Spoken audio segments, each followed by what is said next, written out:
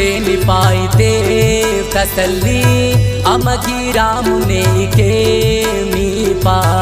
अम जिंदे तिनाई देव तसल्ली अम उस्तानी ने देव मीपा अम उस्ते निपाई देव तसल्ली अमगी रामुने के मीपा अम जिंदे तिनाई देव तसल्ली अम उस्तानी ने देव मीपा उस्तनत यादा तना जंगे जिहादे दटामपुरे उस्तुकना बागम ताने पादे दोनों खरनी बशखानु सद बेबसा उस्ते सोबुशम दग दग पुकारे वा ओना पिरा दे सोबुशम दग दग पुकारे वा ओना पिरा दे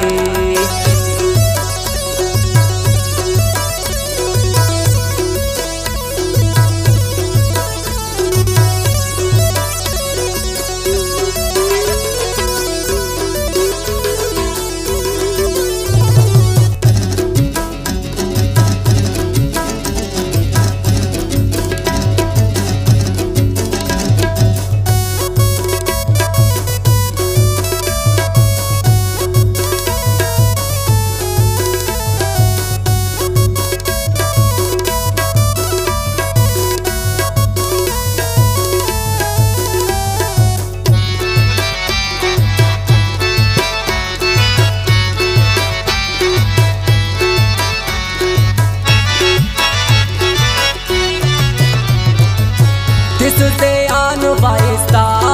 निशानी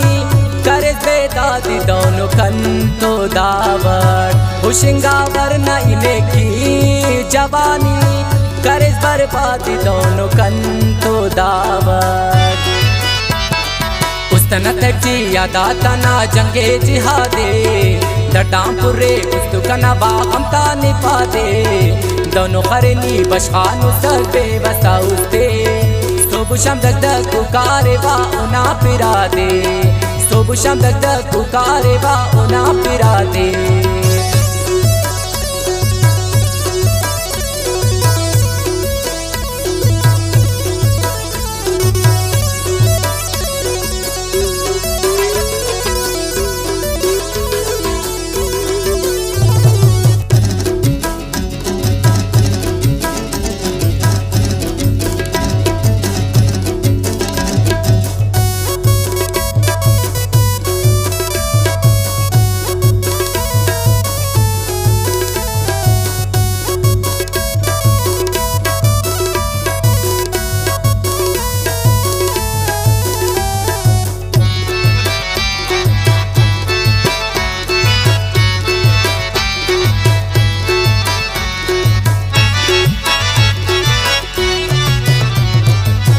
करे सराहे असी का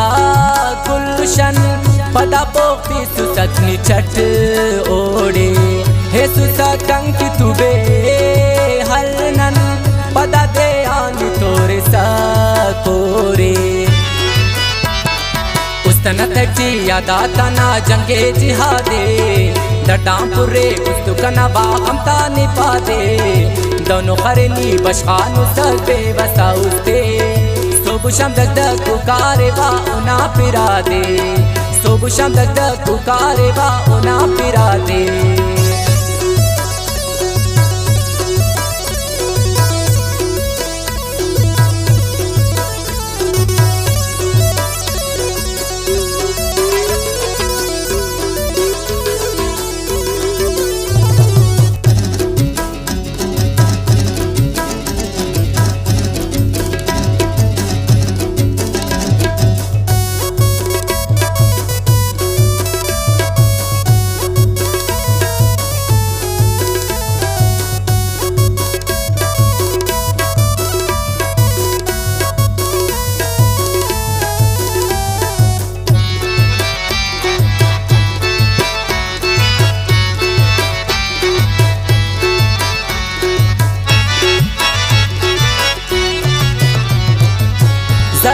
तात खलासा